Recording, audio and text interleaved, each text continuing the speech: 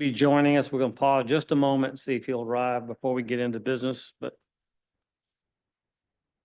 we have one agenda item, some board business to take care of and approval of a couple sets of minutes to do tonight. That should not be a very long meeting.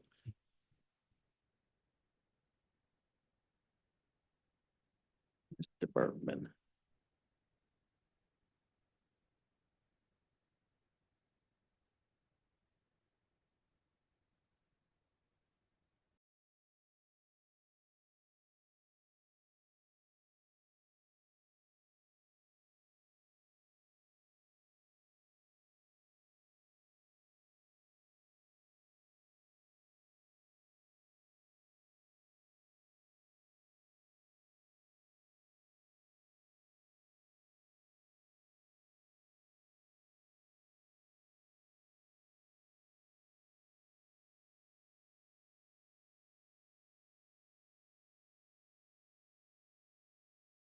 Tighten the paperwork. We do have two agenda items on the new agenda. Oh, So we have 1705 Duke Street and then we have 723 Bay oh, the air conditioning. air conditioner. Guess it's being brought back onto the table. We tabled it last time. Right. And there's Mr. Bergman.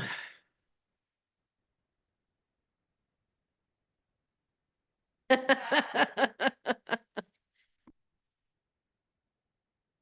got their license plate so we could announce it up here.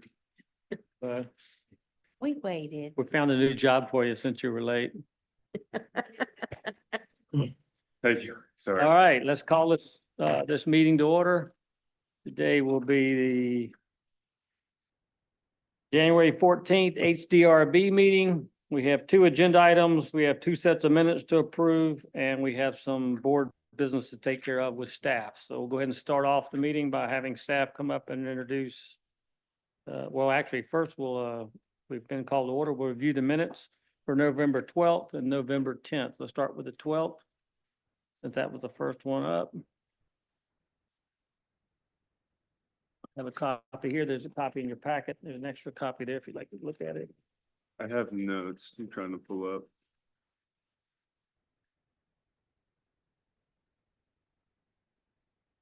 This was, November 12th was the one I was not present for. That's correct. And I think last time I tabled it because I was not present. That's right. We tabled that because you weren't here one meeting. That's the 10th there. Okay. Any problems with the 12th minutes? Hear a motion? We have a motion to approve. Do we have a second? A second. Okay, motion, a second on the table. Any other questions or comments? Hearing none, I'll go ahead and call a vote. Aye. Aye. All right, one abstention and one member absent, so we have three in support. All right, we're gonna move to the 10th meeting. I had a couple, they were just, sorry, I'm trying to pull it up here. Corrections. Here we go. So on, under applications A, the applicant is requesting approval, final approval. You can just strike the first approval. That's a typo. Yep, and then in that first paragraph, the second line from the bottom, it says adding more additional windows. You could strike the word more, would just be adding additional windows. Ain't it up? I got more, don't worry. The next page.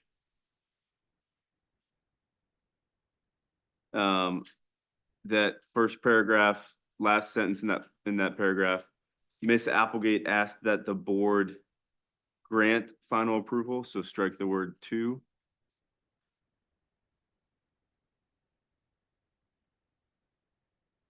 Okay, on that second page near the bottom, under board meeting schedule for 2026, the second line says also the according deadline date should be also the associated deadline date.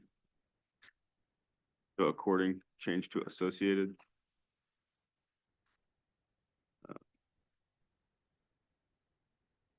And I think those are my corrections.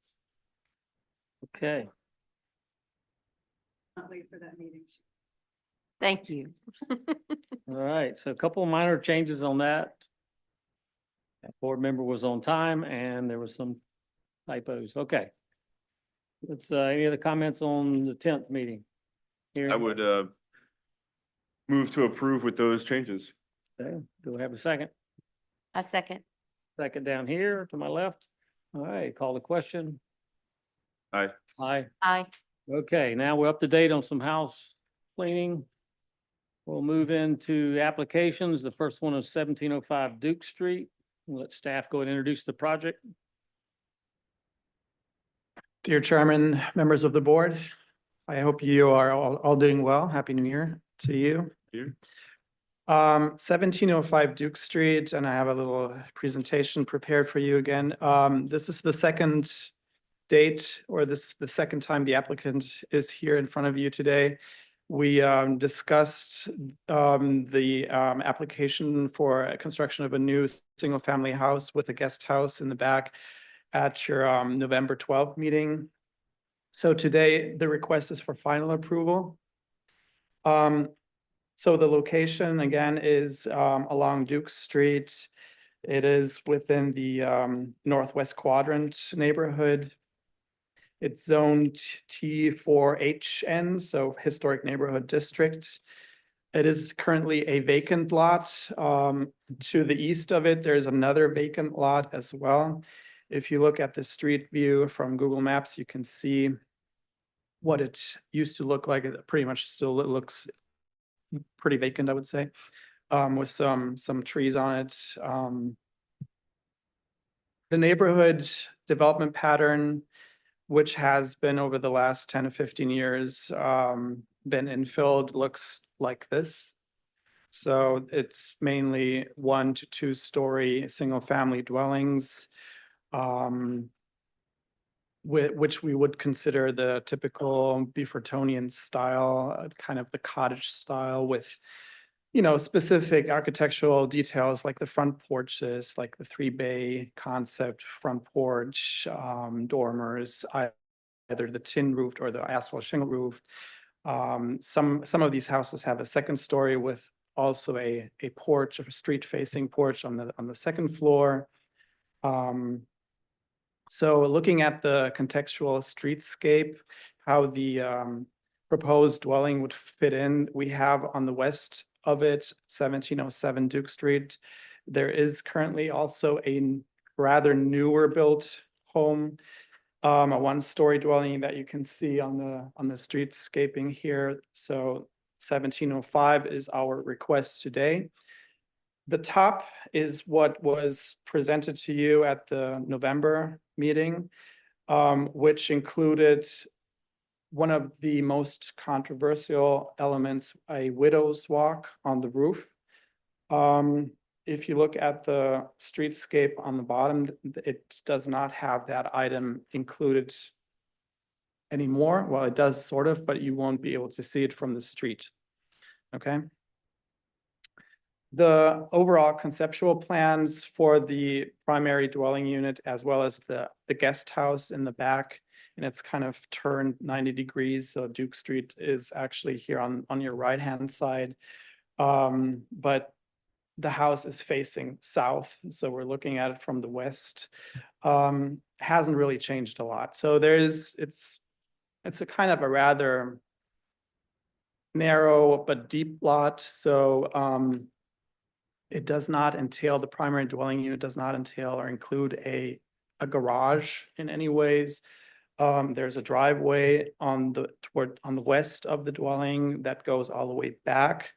There's going to be a parking pad where the cars will be parked outside. And behind that is that small outbuilding for guests, the guest house. So looking at the renderings, we'll start with, I guess, the most controversial, contentious item that we had last time is the Widow's Walk. So looking here at the top left, you can see how it was presented to you in November and what it looks like now. So it has been basically dropped down from being on the rooftop to what I would call something like a second floor rear balcony.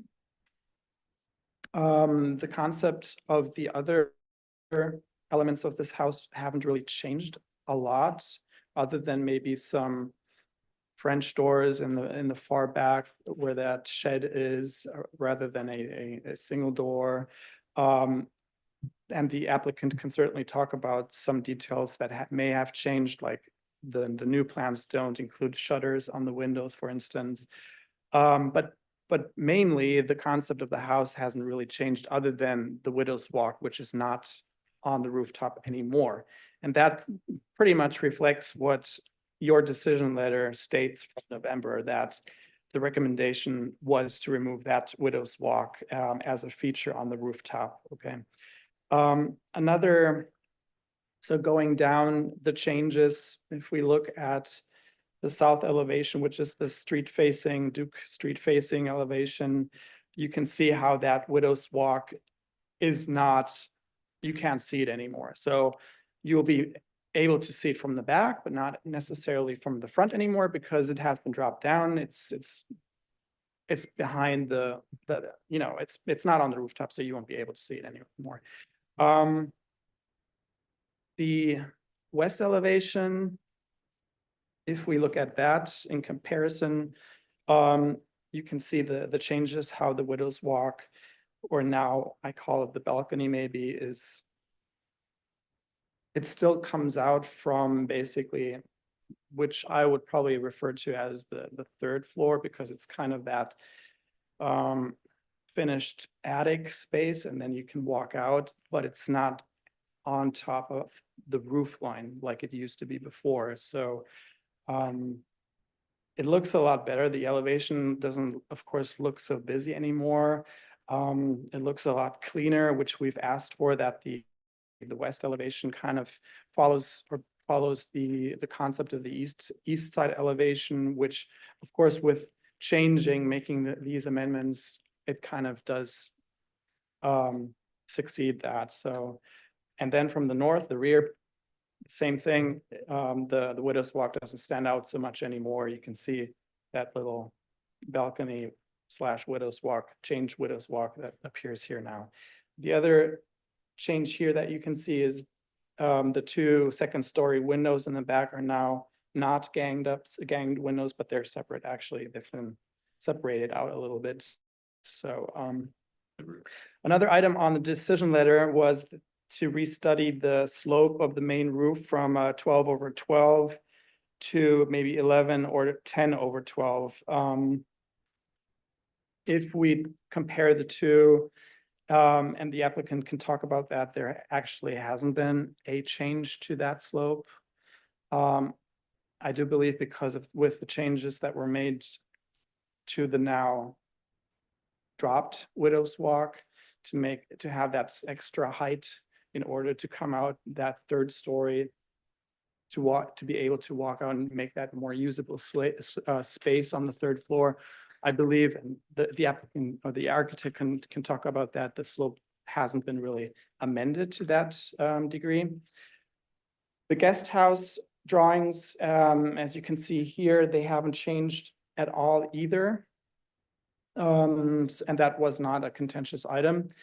The other items that we did ask the applicant to come back with are specific details regarding materials and colors, which he has provided to us and to you as well. So the body, the main color, exterior siding color, is going to be I know it doesn't really show up here, but it's going to be a simply white for the main houses, both houses. The trims will be Chantilly lace, which is also a kind of white color. Front door, he has provided some specifications for the doors.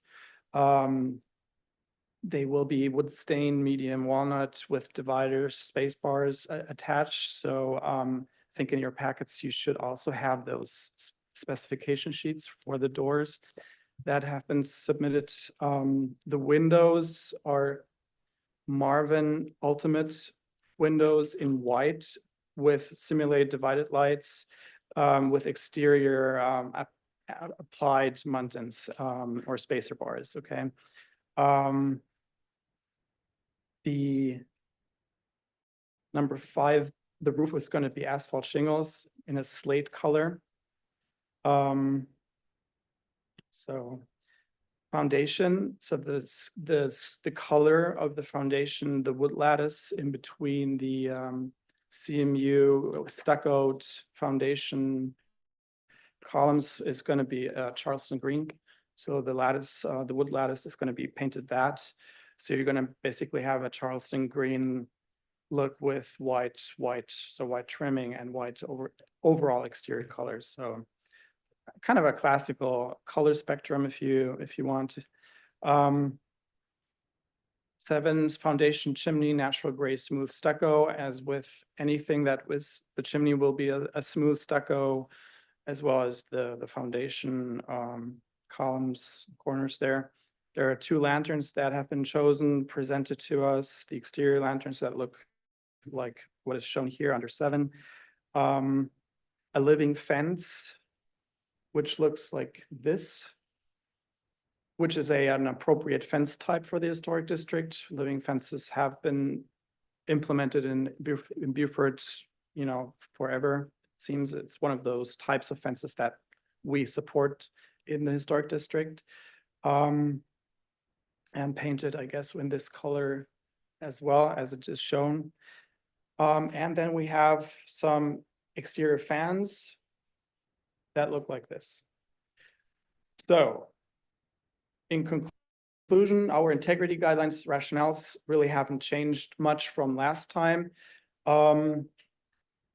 Basically all 6 so the location, the design of the new infill development, the setting, the materials, the workmanship, and the feeling, they all fall in line with what is appropriate from a community neighborhood standpoint, as well as historic preservation standpoint. It all checks out. So with this, today's recommendation, staff recommendation is that you grant final approval with these following recommendations, that you may want to look into an overall height reduction, maybe from a first floor plate from 10 to 9 to kind of maybe drop that overall height a little, to provide overall height of also the guest house from a 10-foot to a 9-foot, to have the applicant clarify whether the siding of the guest house is wood or cementitious siding. If it is the latter, then the applicant must state that it will be a smooth finish. Number 4, the applicant to clarify the type of the doors and windows for the guest house as well. And we support the color selection stated to you. And the exterior fan specifications have been submitted as shown to you as well. So basically 1 through 4.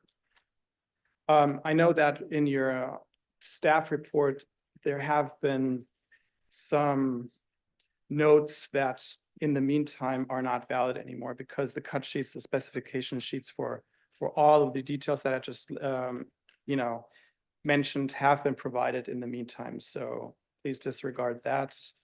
And other than that, if you have any questions for me, I'd be happy to answer.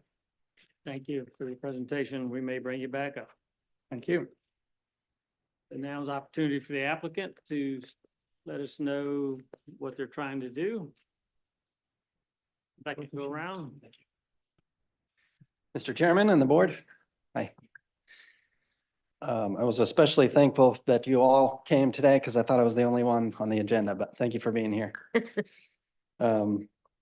if I can, I'll just go right into some of those staff comments. Number one, the one on overall height, I guess I just disagree with staff on this one. I want to hear what you guys have to say, but I mean, we have lots of examples in the district of 1, 2, 3-story houses, and I think they don't all have to be the same. And I even brought some pictures to show you that they're sometimes even right next to each other. If I can. Sure, thank you. Just a few that I grabbed. Yeah, I'm kind of at a loss for what to say about that, but yeah, we have different size buildings throughout the district. And I think we can all agree. I also have a photo on number 2 that the guest house is a little tall. We actually have a real similar plan that was recently built and approved by this board, if I could share that with you.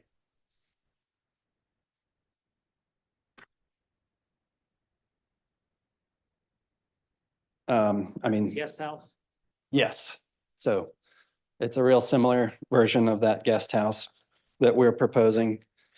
I mean, 17 feet may sound tall, but when your house is 34, Right.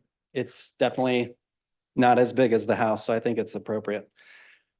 I'm sorry for the confusion on the siding. It will all be smooth cementitious.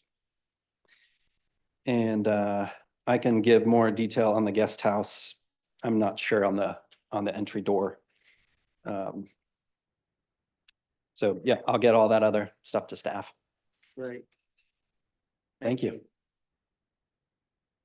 All right, we may bring the applicant back up when we get into discussion. For now, it's time to open the floor to a public comment period. Like Ms. Sunderland from HDF is here to talk. Hello. Happy New Year. Here. Yes. And Jeremiah may have a comment about this as well. But first, our Preservation Committee did review this on Friday, and we're very pleased with the changes that have been made with regard to the widow lock and minimizing its impact, and also making it fit better within the design of the building and the elevation of the building, rather than being a standout piece, but instead integrating it as a part of the building design. Very successful.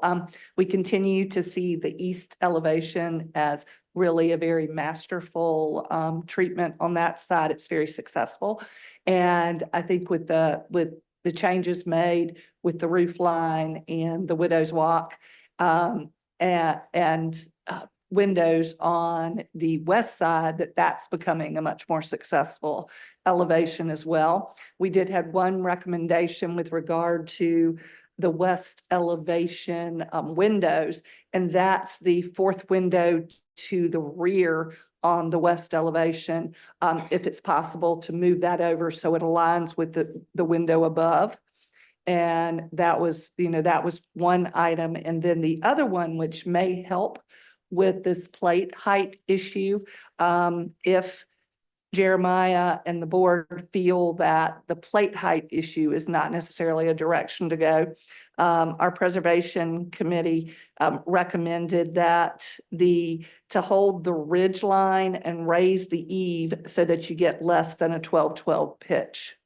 And that by doing that, that would bring it down a good bit. And so that may save from having to reduce the height of the ceilings on the inside of the rooms. So I don't know if Jeremiah needs to comment to that, or if y'all have any other questions from him. But otherwise, we support this for final approval with the other conditions that were mentioned by staff. Thank you. Thank you. Do we have any other public comment? None. Does not appear that we do, so we'll close public comment period and bring the discussion to the board. And in this project, we have 6 items on the staff report. in addition to the old history that we've reviewed. Who wants to take a bite at this one and see what you think? I'll start per usual. I looked through this, in as much detail as I can. And I also disagree with staff comments 1 and 2. I think they don't matter, and I think it's good as it is. I wasn't here during the initial submittal in November, where you guys talked about that initial Widows Walk. So that's not relevant to me. But the project as submitted today, it does say in the details that it's smooth side. It doesn't specify that it's cementitious or wood, but it says it's smooth side, 6-inch reveal, clapboard or lapboard. So that was already in there. I don't know what else you want from a project. I think this is a good project as it is. I didn't see before the window that Ms. Sundrilla was talking about. And I was trying to scroll through to see the floor plan. That's a window to the master bedroom. And it seems like it would shift, maybe a foot, but that doesn't seem to impact anything the master. So I'm kind of happy with it as it is, but would be happy with it shifting as well. If alignment was going to cause anybody OCD issues. Yeah, I'm good with it as is. I would make, before I make a motion, so I'll let everyone discuss, but if it were me, I would make a motion to approve as is, and I would strike 1 and 2 from the staff recommendations, and just let it rip. Okay, Mr. Bergman is open the door to some conversation. Anyone else want to talk about either his comments or your own? I'll go ahead. Okay.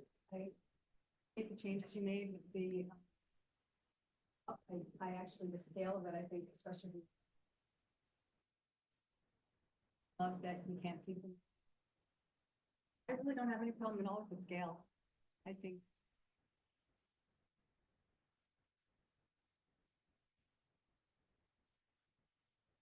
Yeah, I as well appreciate the changes made, especially to the Widow's Walk. That was the big thing that bothered me. The pitch also bothered me before, but now not so much.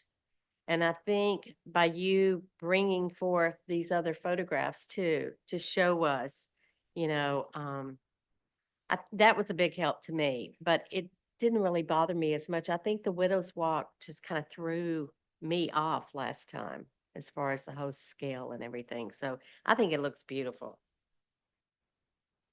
Okay. Be contrarian.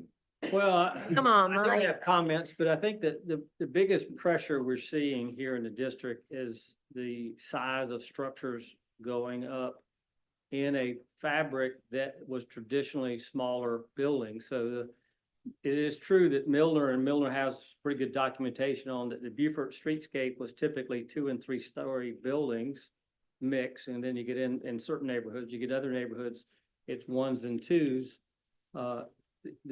The placement of this building amongst the other new structures in that area, gives it that juxtaposition of being right. But had it been sitting in another neighborhood next to 1 and short 2 stories, it would be totally out of place. Right.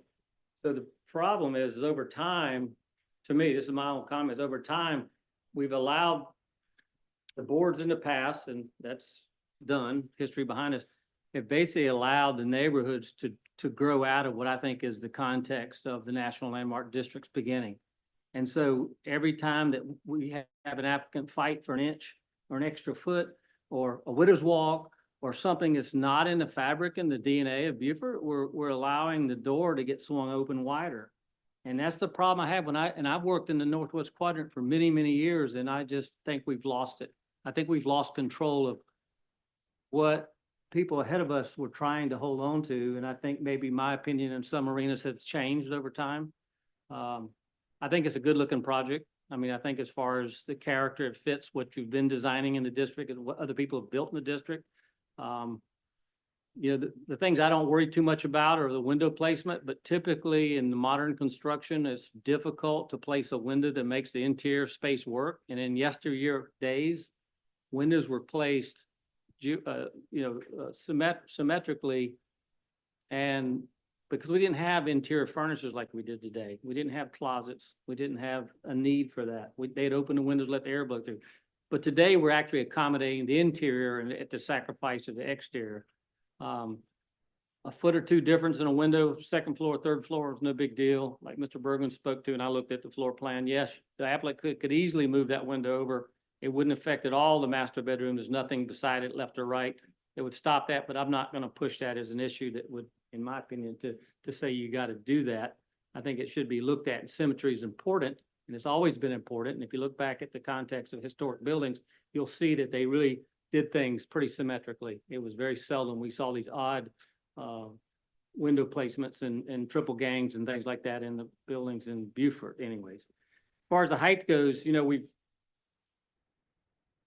this building could be shorter and serve the same purpose.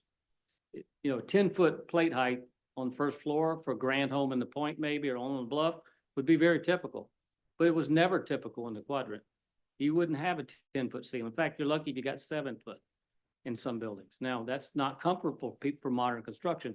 And I'm kind of speaking to the board here, but I want everybody to hear my opinion. I'm going to be okay with elevation. I'm going to support the idea. I just think that at the end of the day, when we look back and measure our successes, I think we're going to realize that we probably let these things go too far. As far as the Widow's Walk, you know, my gut says don't support the Widow's Walk regardless, because it's not part of the DNA of Beaufort. It's not part of the fabric of those homes. And I'm trying to struggle with the reason why an applicant would really want that so bad that they would pay the architect to go back and draft it a couple of times. I get it. They want it. By golly, they want it. But here's some things I see that's problematic. They show a 6'6" plate height on that back door. There's no door made 6'6". It's a custom door. It's facing the north. It's facing the shaded part of the building. It's going to rot off. You also got a deck that lays about 2 feet off the ridge. It's going to collect water. It's going to be a problem to build, and it's going to be a problem to maintain. And I would caution the applicant, the owner of this building, to think clearly about what they're going to do in 10 or 15 years when that thing rots off the top of the building. It's not going to be used enough to make it worth changing our DNA in that direction. And I'm hoping that architects, regardless, Mr. Woods is not here to beat me up, but guys, some things sound good if they were up on the beach in Myrtle Beach somewhere, but they're not in a neighborhood. I mean, I can imagine now somebody going out on that balcony regardless, playing the music or, you know, smoking a cigar or enjoying the afternoon or whatever. And then, you know, you got neighbors right next door. I mean, it's one thing to be at the ground level on your back porch. It's another thing to be up on your roof looking down at your neighbors. I don't think it's a good idea. I'm struggling whether I'll support it for that one piece. But you probably have enough votes up here to get the project to go through, and I think we'll look back and see what it means to us. I think the staff report's accurate. I'm okay with the height. I do have a question about the guest house. The elevation drawing or the site plan shows it as a future outbuilding, unless I'm mistaken. It's no longer a It- future, it's getting approved today, right? Right. And if that's the same plan that the architect showed us, the applicant showed us on the picture, that's as big as a normal house in the Quadrant. No, the one in the back. Okay. let's move it. That one, yeah. It's the one in Okay, the back. good. Yeah, yeah. I was hoping you weren't trying to put that, No, no. and that's, More than 17 foot. if that's the case, then we're gonna go with this little building, Yeah, probably good. All right. which 17.5 seemed high to me, but when looking at it in comparison. Well, remember, bigger's vogue now. Everything's big. Okay. I did question that little balcony off the back too. I mean, I don't really call it a widow's walk now because it's kind of on the back but I thought it's awfully small to really be functional. They'll just be able to stand out there, maybe have one chair, but that's, I also thought about that. right. Well, I'm gonna push back against some of your comments. Okay. whether or not it's easy to maintain or it's that functional is kind of immaterial to you and to the rest of us on here. The question is, does the applicant have the right to build it? And is there a compelling legal reason, i.e. in the code or in the guide or something, that is explicit enough to say that she can't or he can't, whoever it is, can't have that? And I would suggest that you could make the argument that it's not in the DNA of Beaufort and so it doesn't match setting. You could make that argument. I would make the argument that 99% of the structure matches what's in that neighborhood.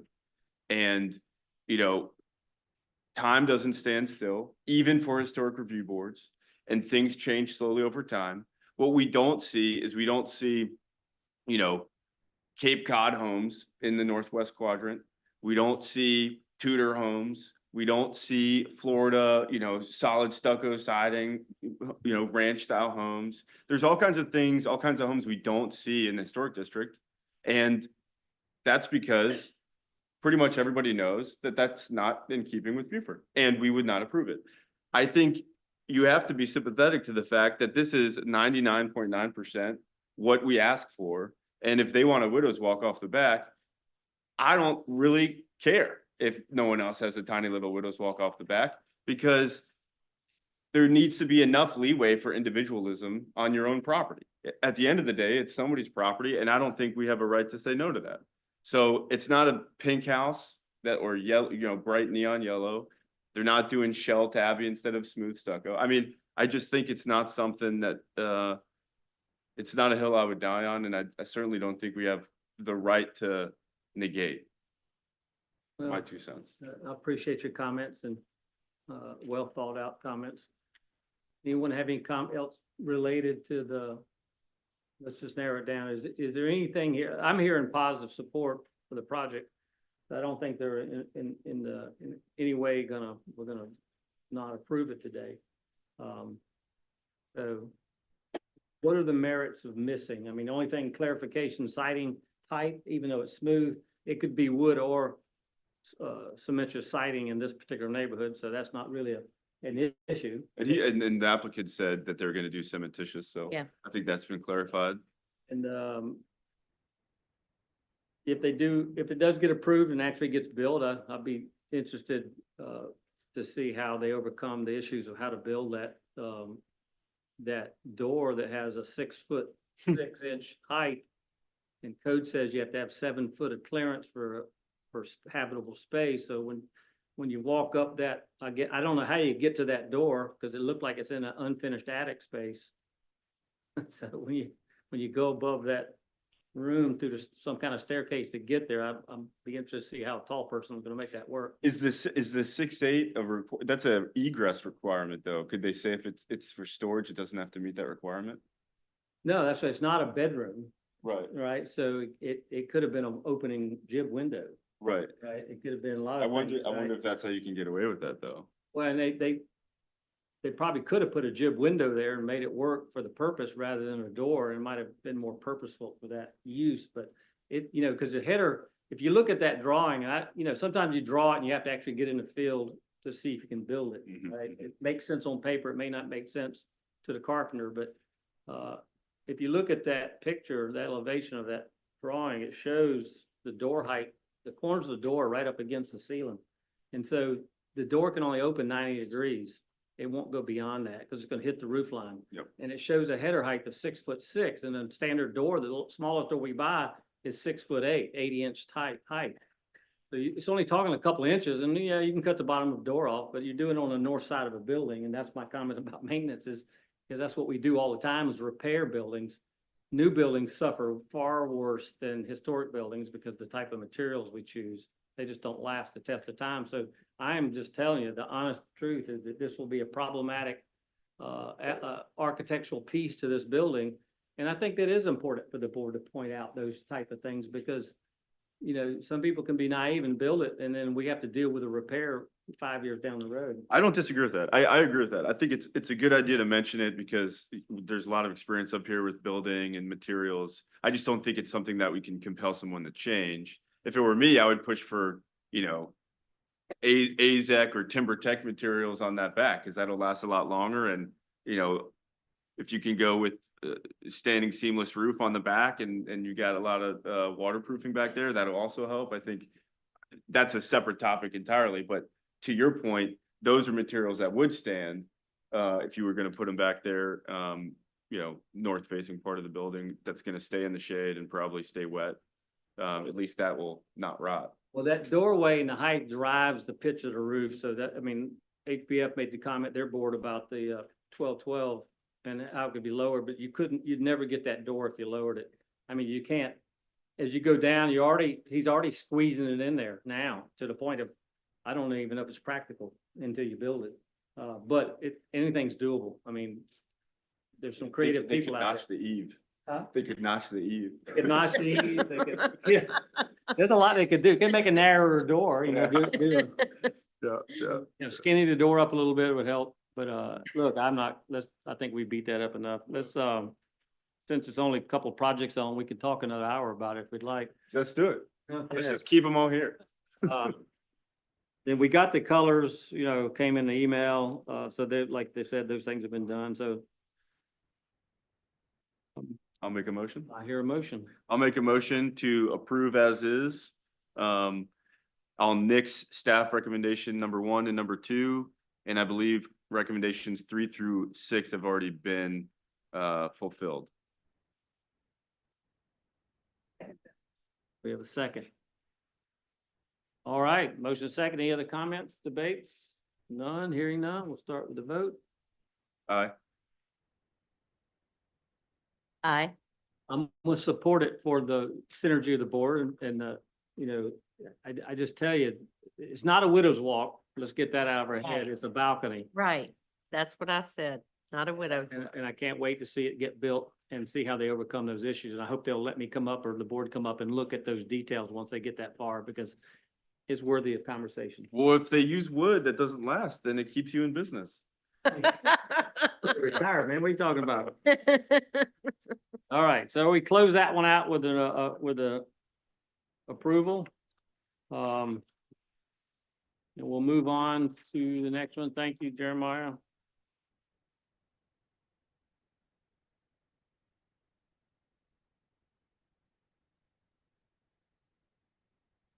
Okay, second agenda.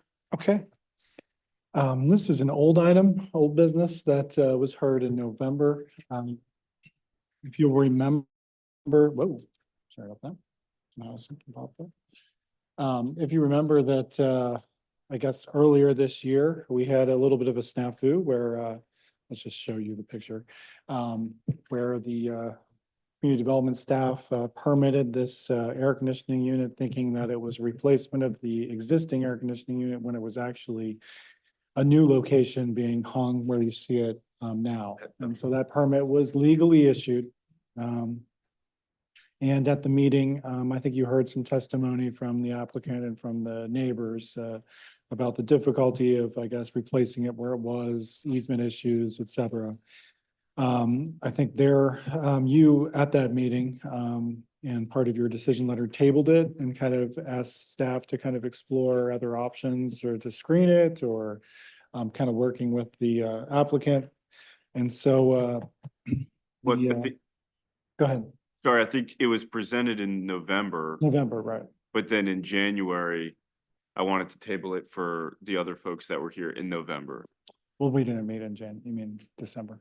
I'm sorry, that's right. It's okay.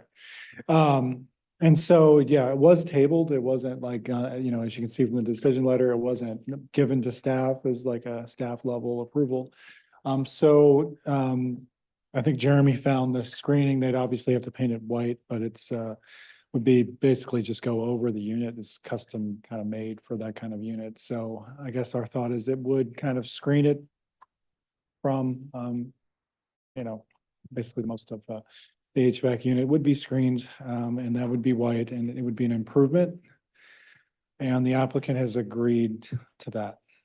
So the other side of it is if you still don't think that this is appropriate, you know, that would be the next option, is just to deny that. Of course, the confusion here, the problem is that we've issued a legal permit for the placement, and the of the HVAC unit where it is. So it's just they did not get the COA. So it's kind of cutting both ways. They didn't have the historic preservation, but they got the building permit and the approval to actually already build it. And so this is somewhat of a compromise that we think would kind of I guess shield it a little bit and make it fit into the historic district better. But that's kind of where we're at. So we're thinking that this would be a suitable compromise.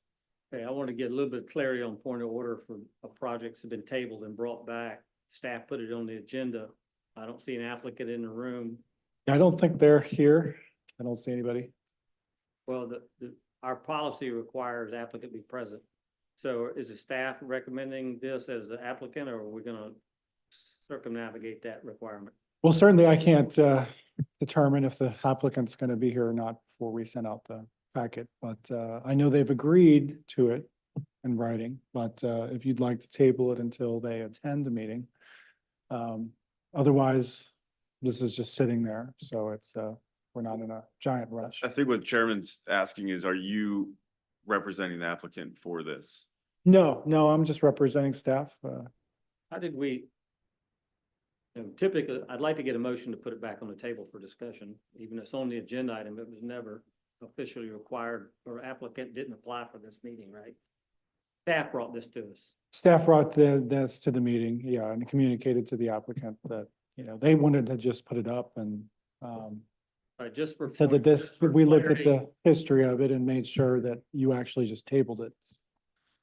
Yeah, I just don't, this is difficult to proceed with a couple of procedural orders out of sequence. One, we don't have an applicant. Two, was a tabled item that would need to be a motion to bring it back onto the table, but to the board to debate, or if we're going to debate or discuss it. I know it sounds crazy, but I think that's a cleaner way to do it. I can make that motion if you want to. I'd entertain a motion so we can debate this. Yeah, I'll make a motion to bring this back on the table so that we can at least discuss it. We have a second? Second. We have a second. Okay.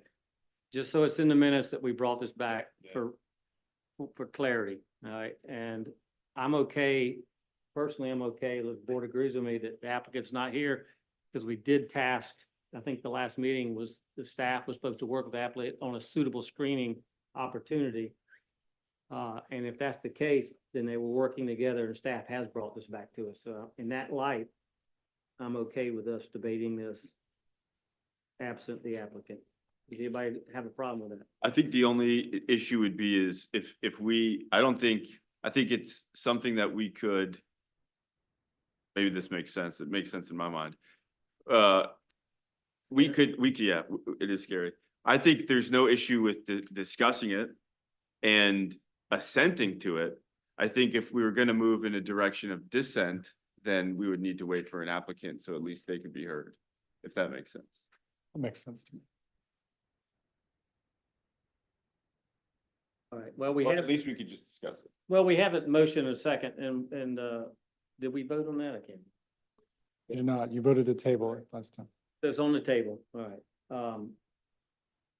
We can debate it without staff, so this, I have a hard time with this one, because now do we go with public comment? Because we really haven't had an applicant even speak to public comment. We have staff. We have this odd situation of the air conditioner that got a permit by the city, but it's against the code. So, Is it an executive session thing? no, if the applicant here would just make it a cleaner process, but I don't want to table this and keep kicking it down the road. This thing's not going anywhere, period. I like what I see on the screen. I just didn't want to debate it unless we're all, Yeah, I think, I mean, if we say. the common sense approach to me is if it's something that runs the risk of, creating a burden for an applicant, then you need to be very careful about the process. But if it's something that's probably more than likely just gonna be fine and let things help the applicant and everyone, then Well, it's not going to change the outcome if he was sitting here of the conversation we're going to have. what would give him an opportunity to He would say, speak, same present? staff, this is what we have, this is what we're presenting, Yeah. right? Well, I mean, I'm okay with discussing it. I think Eric's, Mr. Berman's, Eric's fine. idea here is a good one because they've agreed to this and I think, you know, it is in writing, but I think if you agree to this, to approve it, you know, they can always change their mind and come back to you and I don't have to charge them. But if you don't agree with this, then we definitely should table it. You know, if this is not a reasonable solution for Right. you, then they need to be here, Now, if we, definitely. all right, so 'Cause look, it's, to the you know, board, I- if we approve this and they decide they don't want to do it, we just waste our time, right? Sure, but it could be an instructive conversation. I think it's not gonna be more than 15 minutes of a conversation. I have some opinions. I'd like for us share. I'd like for us to discuss the merits of this, and I think just for fairness, I think we ought to open up a public comment period for what's on the screen Sure. prior to us debating this. Yeah, I agree with that. Okay, so may not get anybody want to opine, but at least HPF is here, so, all right. She's ready to open. So I'd like to open the public comment, then bring it back to the board. Okay. But do we need to vote No. to No, no, table it? Okay. we already put it on the table, now it's normal sequence, so. Good afternoon. I wish Mr. Lee was here as well, because I think it'd be important for him to hear this discussion and what's happening.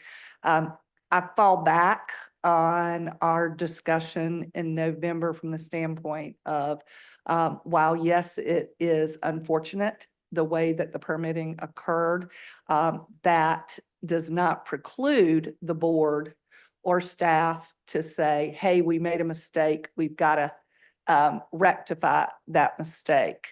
And you could disapprove if you chose to disapprove.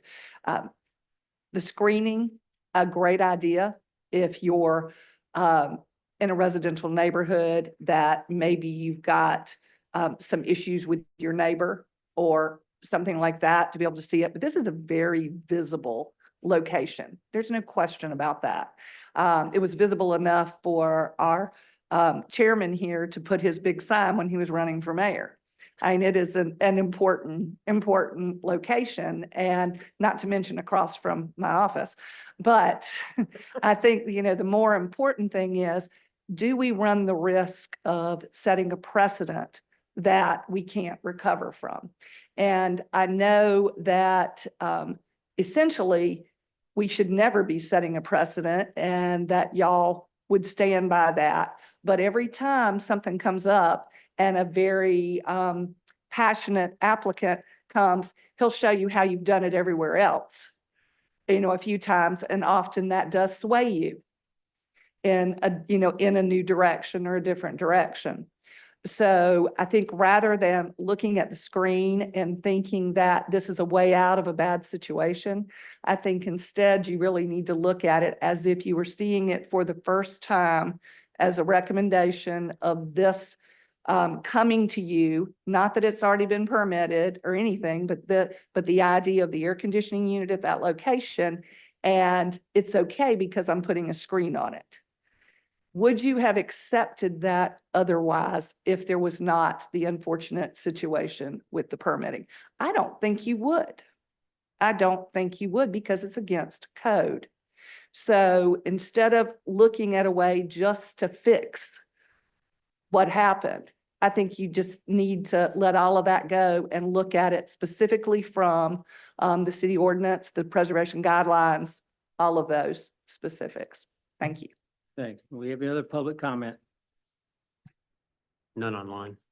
Hearing none, and we're gonna bring it back up here. So I want to start off on this one.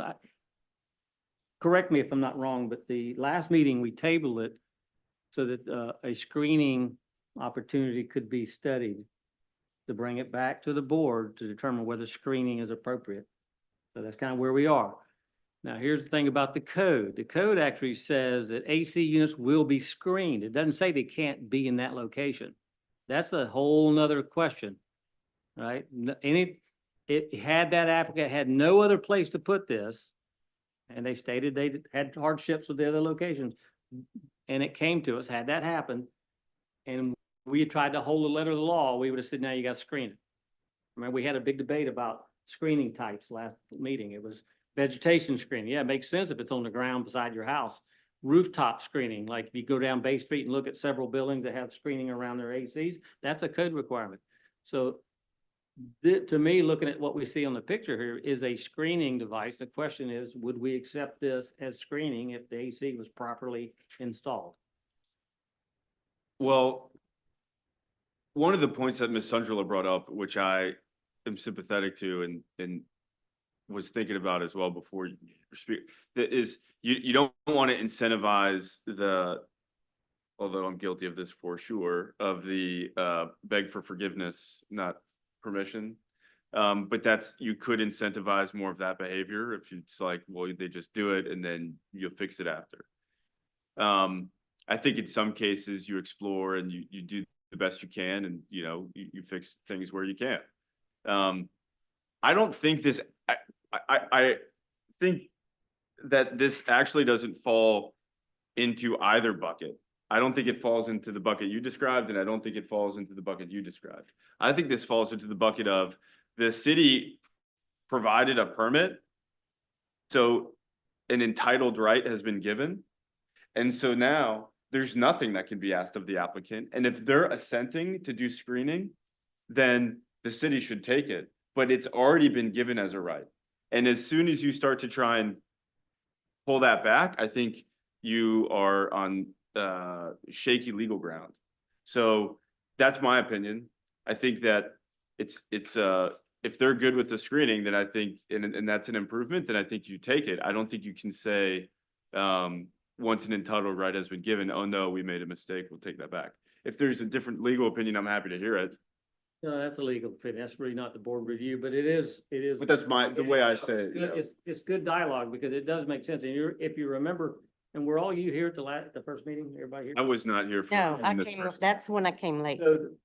So the presentation then, the applicant actually produced documents that showed this same exact application on 2 city buildings and on a commercial property directly across the street. Same exact application, no pushback from anybody, no screening requirements. There's a touchy wicket there, right? So Mhm. therefore, if you can stand in the same spot and you look across and you see the same application, no one's ever told them to screen theirs. Mhm. This happens by accident. Now we're saying the least we could do is screen it. That's the least we could do. Or we hold the line and say, no, take it off. Now we face the problem. Well, why did the city do it on 2 city-owned property in the Yeah. historic district? And why did the city provide a permit? Yeah, well, that was an accident. In fact, the technician who issued the permit got in trouble for that. Sadly. Which my opinion on that is mistakes happen. I get it. But what I'm saying is if you're a property owner and you're given a permit to do a thing, and so then you do a thing, you expend money, then you tell them, no, move it. Now they have damages. Yeah, right. Yeah. Yes, so, So I think if they're willing this- to do a screening, then you just let them. heard, we obviously try to stop it, so I think, but, they had it installed by the time Ken got down there because she spotted it from her window. But I did inquire of the city attorney months ago when this went up. And indeed, we would be responsible for any expenses to move the HVAC unit. Mhm. Doesn't mean that they don't have to meet the HRB standards or the historic district standards, but we have given them a Yeah, right you're allowed that to we would have to reasonably, reasonably compensate for. So, Our system only requires screening. It doesn't say where it goes. If you're gonna put an AC on it, generally the board gets to bite at that apple. This is an existing building with an AC swap. It wasn't a new construction where they were trying to put it. Now, I think they screwed up. They had other options. But it Well, is what it is. I don't think they did screw up. I think that should be clear in the record if you do want to consider that, is that they submitted a permit for where it was located. The script was on our, City. our Issuing it. staff level at the counter, essentially, is that instead of running it through our usual COA historic process for a building downtown, Mhm. it was thought that just wasn't read, and it was thought it was just Which happens. It's replacing the okay. existing Mistakes happen. HVAC unit. A mistake was made. And so Right. then that permit was issued without the historic review.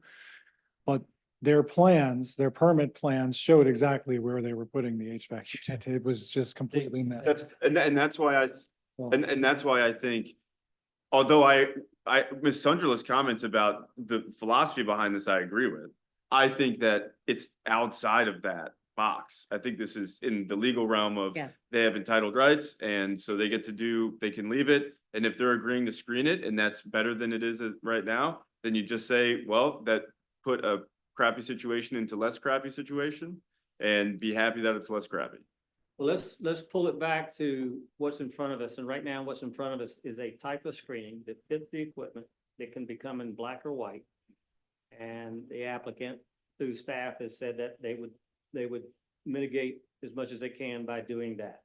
And I would be good with that. The only other thing I would say is if they could build one out of wood and make it match exactly. If you paint metal, it's gonna be a maintenance issue. Well, yeah, more so with wood and in that particular location.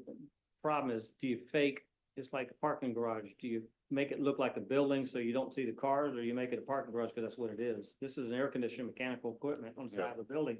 Do you make it look like the side of the house? Well, I think if you can do this, then you paint it to match, to be the same color as the side.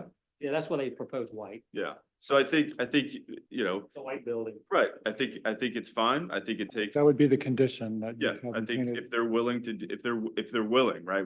I don't think we can compel them. But if they're willing, then I think you'll say, The Yeah. interesting thing is the only people that are debating this are the preservation groups who have their eyes on the ball. And I guarantee you that most of the citizens and none of the tourists could care less. they don't care. Whether this is screened or not. I was at a party in that whole night on the town in the apartment above it. And, you know, those owners were concerned because they've never asked and they put it outside their apartment. But they're a partner with the applicant, right? So they worked that out behind the scenes. But what I will recall is I never noticed it going in. I never noticed it when I left.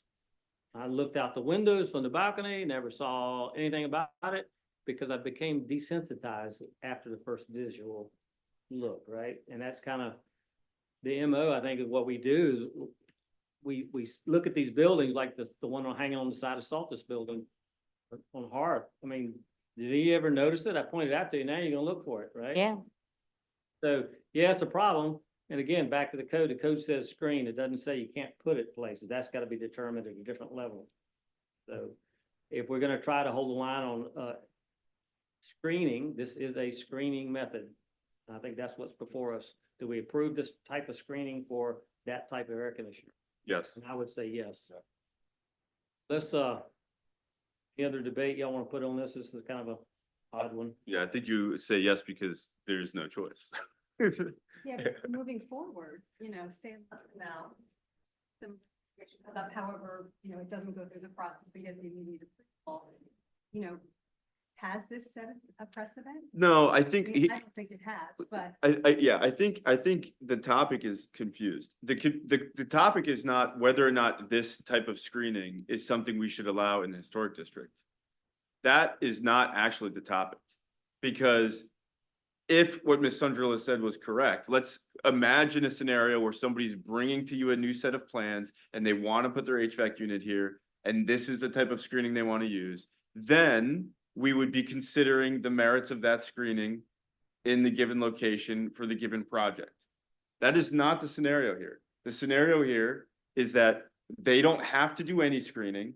They have an entitled right. And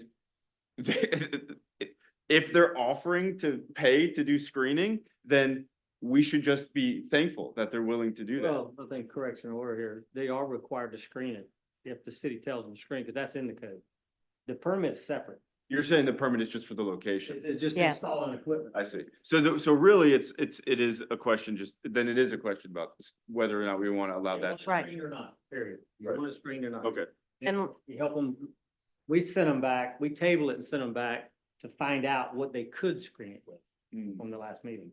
Because we weren't ready to say, no, take it off until we saw some possibility of screening applications for ACs. so this tells me going forward, if we had a similar case, this is what we would recommend for screening. A type that would be appropriate if you had to Right. put it here and you want it screened by code, this is a method of screening. It doesn't mean might be the one they bring. but Right, It is one that we would approve maybe. I Yeah. see. And we would probably have them have their architect or design professional kind of prove that it had to be in this location and it couldn't be up on the roof or on the side before we would even get to this stage. That's if it went to an HDR. right, Sure, yeah. yeah. Mm. Because I know that from the background, from what I read in the background, there were issues with the location. The owner of the building wouldn't allow it and that sort Well, of they thing. actually have, you know, just for factual data, they actually have a designated spot for the existing air conditioner that is dated and will at some point go away. This is additional air conditioning you're Additional. putting into space because the historic air conditioning they had, the old one, never really suitably worked in the summer months like it should. So the front of the store, which they leave the door open 24/7, is never cool enough. Mm. So they added air conditioning to supplement what they have, but they also have one failing. And when it dies, they surely have the right to go back to where the compressor is and put another one. Mhm. But they didn't want to do that. This is new. It's a mini split, so they have a wall Right. unit on the interior. I've got a question for you as a board as well, because so what was missed when our permitting staff permitted this was to give it to me, basically, right? To take a look at their screening. Then I could have administratively, we could have looked at it and we could have kind of swayed and we could have said, well, this is not the type of screening that we would like to see maybe in this kind of location. So if the board should approve of this type of screening, my question would be, would this set a precedent for administrative review in order to then allow this type of screening for a similar request in the historic district going forward? Yeah, that's my question. Well, that's a good conversation to have, but the problem is that the code simply says mechanical equipment shall be screened from view from the street. That's exactly right, but the type of screening, we don't No, we never specify the get in- type. No, but we don't get into type on any other type of screening. We don't say it has to be hackberry and not blueberry. We don't say it has to be Mhm. living fence versus wood fence. Yeah, You know, right. there's no, it just says the board approves it based on what is submitted.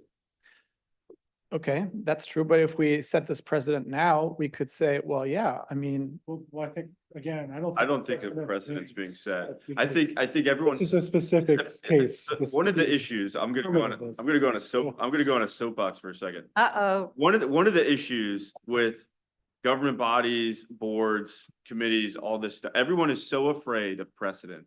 That process gets in the way of getting things done. And I think you can just judge each thing on its individual merit. And I think that you can just judge this one, make a decision on this one, and when the next one comes, you make a decision on that one. And you just get out of your head about, well, precedent this and precedent that. I mean, the Supreme Court gets to set precedent. I mean, sometimes we can set some precedent, maybe, but I think you make a judgment call based on the thing. So. I That's don't think we correct. need And to that's, all the cases in state law and planning and zoning, historic preservation do indeed state, as Eric is stating, that, each individual case should be judged on its own merits. Yep. And in this case, if you want to make it clear to the record, the differentiator of this case is that the city issued a permit for a unit in this location. And so that is a vested right? And so this makes this different than if, you wanted to come on your print shop and, do the same thing, we would not, this would be a different conversation. All right, I think we beat this up quite a bit. I think the board knows what they need to do. So do I get a motion? You don't want to do this for another hour? No. All right, well, I'm making a motion to approve it with the condition that it's white as presented. Here, second. I second it. All right, so we motion a second. Any other questions? Cam, you got anything you want to add to that? Take that as a no. All right, let's get a vote and start down here. Aye. Aye. Aye. You can vote no. We got to pass. Oh, I'm usually the only one that does, but Okay. Excellent. All right, so the motion passes. I don't think it's precedent setting. This is the best we could do. I think in the future, if we can catch applicants doing right thing, like new construction, a little bit easier. Mm. But maintenance and repair is not so easy because ACs get changed out every day in this city without a permit. Because it's just like a hot water heater going out or an AC compressor going out or a stove burning up. You don't go to run to City Hall to say, hey, I gotta replace my air conditioner. Can I get a permit? The fact he got one is a big deal. I would also add that, like, when's the last time the city missed something like this? Probably a long time ago. So I wouldn't No? I mean, I wouldn't make it such a big deal. Been at least a year. My, since my it point was. being, my point being is that mistakes happen and it's, it's not. It's our responsibility to correct them. And, there's not really any good excuse other than just purely a mistake at the counter level. And. This you is know, a good I think, approach. So, I mean, it gives them an option. They learned a lesson, but they're unfortunately no longer with us either, and not because of this. So. Now, if you want to go after all the other unscreened ACs downtown after the fact, go for it. No, not really. All right, so we passed 2 agenda items. We have some other stuff on the surveys about board. And we have one is, the election of a historic task force representative. So maybe staff, I think I know what it is, but, maybe staff can go. Yes, so on January 27th, the council will be doing interviews for 13 applicants. And so that historic district task force, there'll be 5 of those applicants are going to be interviewed on the 27th. And then there are essentially 4 members. So the majority of the applicants are citizens. And then of those 4, there's 1 from the HDRB, 1 from the Planning Commission, 1 from the Freeman's Arts District, and 1 from HBO. And so the Planning Commission voted on their representative. And others that are citizens. The other 5 are citizens, 2 of which have to be from the Northwest Quadrant, but the rest have to be from the have to live in the historic district or own a business in the historic district. The entire historic, not a specific part of the historic, right? That's right, but 2 have to be from Northwest. specifically from the Northwest Quadrant. So, essentially this task force is to help guide, kind of like the Waterfront Advisory Committee, but maybe not as controversial, or maybe, I don't know. But it's kind of help guide the council on, maybe some changes, maybe some improvements. Just, I think this is an opportunity for kind of a citizen-led or citizen-oriented kind of look at both our policies, our processes, maybe, is there going to be like repair money or maintenance or any new ideas, just anything we can think of how to, improve the historic district or make things better, really. And so, and it's an advisory role. You're not like voting on anything. You're just going to make some recommendations to council and likely it'll meet once a month. So whoever's going to do that, prepare yourself. So Once a month. once a month. We haven't determined the time yet, but when we seat the citizen representatives, I guess we'll look at what times. Is it like a public forum thing or they just gather and? It's a public, those like the other task force are all, public meetings. And so the notice will go out and they'll be, on YouTube, just like this meeting. But it won't be a public hearing. It'll be a public meeting. They'll have to have a chair and a vice chair and have rules of order. So whoever's interested, So we, Tell you Be right now, nominated. I'm going to decline, just so my board members here understand. I'm stretched too thin already. I don't need to have another, even though the subject matter is right up my alley. Mm-hmm. I'm always available to consult. So whoever does get picked, if y'all have a topic that comes up that says, maybe we can get Mike to come do a presentation or talk to us about history related, I'm more than happy to do that. I just can't see myself going to another monthly meeting to talk about the same stuff I've talked about for 15 years. we just need a nomination and then a second. Then a vote. Or multiple nominations. well, I was gonna nominate you, but That's why, I know, I asked him earlier. can you do it? Yeah, we have a majority. We have a quorum. Yeah, we waited last Grady month. Woods is not here. We could put him in it. But Grady last night got appointed to a transportation task force. Oh. Perfect. And Let's So, just by the double him up. council. And so I know Mike's already on the Waterfront Advisory Committee Task Force, so. So yes, Grady's already on another task force, so just so you know. Yes. I wouldn't mind serving. I could serve either from my role on this board or as an owner of a property there, so. Well, you'd be. and I would move at to this point. nominate Rita Wilson to be on the task force. Thank you. And she seconded it. We got a motion and a second. Excellent. Well, thank All you. right, let's call vote. Aye. Aye. Aye. Excellent. You're in. Congratulations there. Each meeting is going to be 6 hours. Oh, I can't Let's start at wait. 8 in the morning, so, As long as it doesn't meet at 8 in the morning. If it's 8 in the morning, Morning. I decline. All right, so the next, that was great. That went, Yeah, as soon as you said, I wouldn't be mind. I'm like, great, I nominate. well, look, I Well- think it's a good idea if we can get the citizens, to continue talking about the district, and specifically, this is the Northwest Quadrants, area.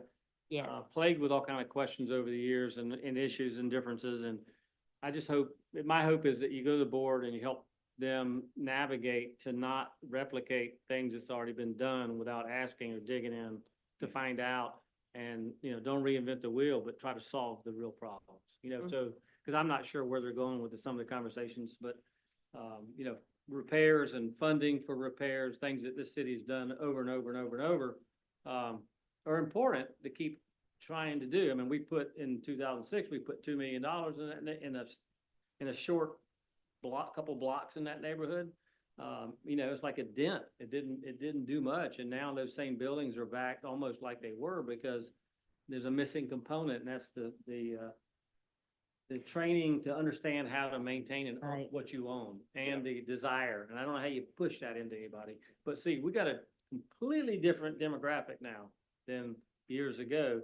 So now you actually have people, that will participate more, and hopefully they will understand the cultural connection to the people who've been there a long time, asking, but not getting. So. Yeah, to that point, just recent experience, something that I think ought to be discussed during that task force is if I want to replace gutters on a building, I need to use half-round gutters. And I recently got quotes for gutters from 5 different gutter companies. And for half-round gutters, the average cost was between $8,000 and $12,000. what size building? If I put K-style gutters on it, the average cost was between $3,500 and $5,000. So what we're essentially asking people in some of these districts is, by limiting their options, is saying you're gonna have to spend at least 50% more to keep this building. So Well, I think these are all good conversations for the task force, and I I'm will just say using it as that an it's a example. really good cross-section of people that are, I think, both sides on preservation and on, kind of more of the side that you're on, but I think, it's a holistic approach. I think we got to think of everything, and maybe we can come up with a maintenance program. Maybe, hopefully something good comes of it, but I think it's kind of a good opportunity for the community also to be very heavily involved and bring up issues like that, Yeah, like, right? that's what, so- those Yeah. types of things. Yeah, certainly. Yeah, and I think this board can continue to be in the background with a member on the board. And hopefully you would come back and give us some reports, regularly give the board, whoever's up here, some reports. And, I serve in your waterway commission, and I'm happy to give you all a report, but it's also seen in public meetings. Minimum 10-page, double space. Yeah, we can add all of you to the meeting I'll notice use- when we send. I'll the meeting use notice AI. out. We can add all of you if you want to attend any of this. That's just so you you're aware of what's going on and you can keep track, but otherwise we'll let Ms. Wilson update you, but yeah, we'll make sure that you can attend and you'll Thanks, yeah. Sure, keep you updated. just have an interest in it, what's going on? Next thing? All right, what's the next thing on our agenda? Is, Okay, the training. next thing, I think we kind of tentatively came up with like 2 dates last time, and one of the dates turned into the strategic planning session, so that's obviously not going to be feasible for the city council. This was, to the chairman's point earlier about infill, we were going to kind of do a training session in conjunction with HBF to both look at, they were going to present on easements. If you remember, you asked them last time that you'd like kind of an in-depth presentation. So Lisa's agreed to do that for you. And then the other presentation, we were going to work with Metters and kind of, or at least staff and Metters, we're going to work on, maybe we need to update policies and plans and just think about infill development, the mass, the scale, where it's appropriate. And that was going to be the two. We thought between those two things, that would take up an afternoon, just because the infill development seems to be the big, for new development seems to be a big deal. And so we were kind of proposing those, a Friday, like in the morning. I think that was best for everyone, but I'm not sure about you, Mike. I think that was best for you. Fridays? Like a Friday morning in February. Just not the 27th. not the 27th. So we were just trying to get a date. I know Grady is Hours elusive, we so go. It says to lunch. I guess that means, we can go to lunch too. I would add that. I think that's always a positive thing, but, so you're talking about be a training session, yeah. It'd be like 9 to 12. 3 hours. 9 to 12 and then lunch at 12, something like that. I can do at this.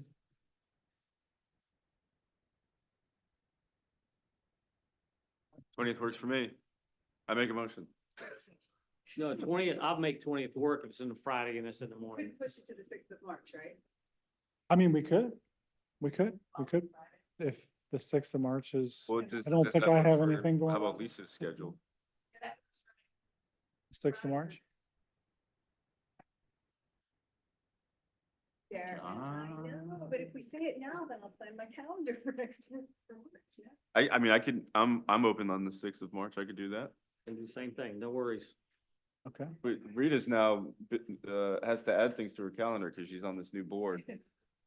I know.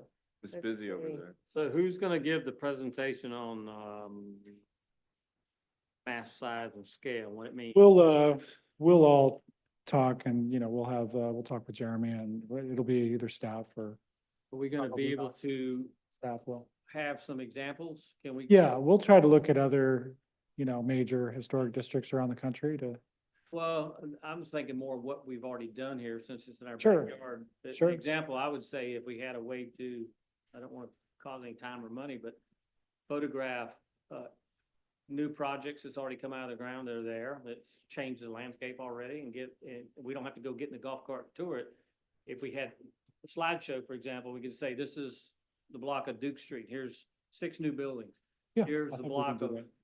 Green Street with, 6 existing, and let's compare and see how it fits the Milner and why Milner, because Milner was written as a maintenance document, but it was done when we were pretty much non-building. Nothing was happening. There was no infill development occurring. The infill development came with a hard push from the city. It took a lot of effort to get those changes to start happening. Now they're happening. Now it's like, uh-oh, what do we do, in my mind? So- Yeah, so I think we need to meet. I think that's a good idea. If you remember our last training session when we did the tour, we saw some of the new infill that was, pretty large. And so we can maybe even, just walk somewhere. So as well, but that's a good idea. So we'll add that to it. But March 6th, if that works for everybody. We're saying March 6th morning through lunch? 6th, I mean, you could do the morning, we could do the brunch and then just have the session, or you could do the session then lunch. I think we're open to either thing, so. Yeah, I can only Whatever's your- go- I can only stay about noon. Okay, I can come in, I can come earlier, but I'd sacrifice what I'm doing. So it's either morning. Morning up until lunch or up through lunch is better for me. as okay, well. so 9 a.m. to 12, sound good? Something like that, yeah. I'm Okay. gonna throw that I on. didn't think anybody in construction worked on Fridays afternoon. My guys don't. I'm the boss. I don't think I've ever met a print shop that works, period. Oh, we work all the time. I have a question regarding your survey, Kurt. How is that going? What kind of results have you gotten? For the new, oh, I sent out the brochure. by the way. Maybe that's what it is, Was the it a survey? brochure. The brochure, Yeah. did everybody get the brochure? I got 2. Yeah, there was a brochure that got sent out for the historic task force and for the new changes we made. So I Yeah. haven't heard a lot, but I've heard positive things. I've Have had you? positive things. I've had neighborhood people tell me they like what they saw. Good. I wondered if there had been any feedback like that. So- Yeah, there's been some feedback. Yeah. I think all the feedbacks come after Chris joins the team. He does a good job. I'm kidding, I'm kidding. There you go. I think it's That's specifically for you. Let's, I got one more question on training that relates to training. I know Chris is trying real hard to get all of us board members to get up to date on our required training, state law required training. I know I've not been able to do that program and, but I am fully engaged studying preservation because I'm a full-time student with SCAD preservation degree program. And so there's a lot of things that are open, doors are opening through research in Savannah that applies to what we're doing here. I haven't seen anything we're doing wrong yet, which is good. but I'm wondering if that's gonna count for my training. It should. Well, since we're doing a session here, see, the problem with the whole thing is it has to go through the, yes, MASC. Well, I the mean, problem I had, So we can send our training session to them and see if they'll give us like, the credits for it. So once when we put it together. okay, because We I can see if tried to it- log on in December and I couldn't remember my login information and stuff, so I emailed the lady.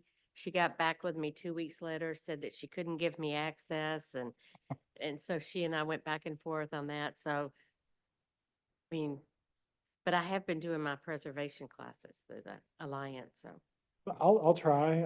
I just know I did try when I first started here and I'm just getting kind of the same thing. Like Yeah. later they asked for, it's just like, okay, it's gonna take like a year just to get a training session approved. So, Exactly, okay. Well, I'll try to do that once when we put this together and see if that works. okay. Well, I'll move to adjourn. I hear a motion to adjourn. Anybody have a debate?